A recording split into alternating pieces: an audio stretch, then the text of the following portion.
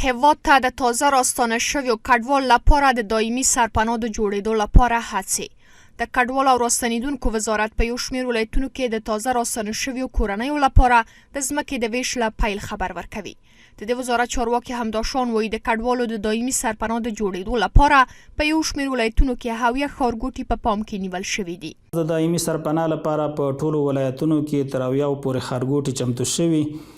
تفصیلی پلانونه ورته جوړ شوي چې په ځینو ولایتونو کې عملاً د نمرو توزیع هم پیل شوې ده او په نورو ولایتونو کې به هم ژر پیل شي. د دې وزارت مسؤلین ټینګار کوي چې د تیرو 9 میاشتو په لړ کې نږدې 14 میلیارډ نقد پیسې، خوراکي او غیر خوراکي توکي د کډوالو لپاره ویشل شوي دي.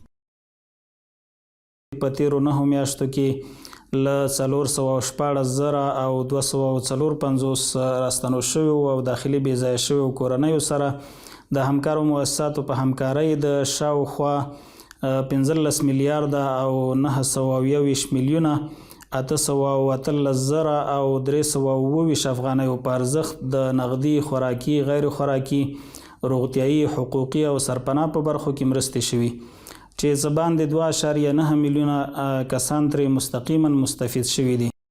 له بلې خوا د کډوالو د حقونو یو شمېر فعالان هیواد ته د راستانه شویو کډوالو لپاره د نړیوالو بنسټونو پر همکارۍ ټینګار کوي.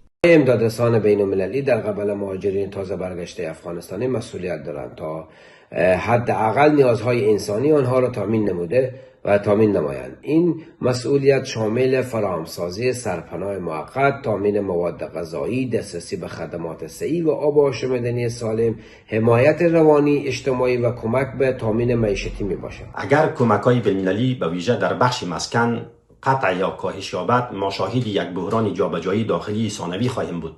یعنی مهاجرانی که از بیرون آمدند به دلیل نداشتن سرپناه تبدیل به بیجا شدگان داخلی در پارک‌ها و جاده‌های شهرهای بزرگ می‌شوند. لدې سره مخکې د کار او ټولنیزو چارو وزارت مسؤلین تازه راستانه شویو کډوالو لپاره د کار د زمینې د برابرېدو لپاره له هڅو هم خبر ورکړی دی.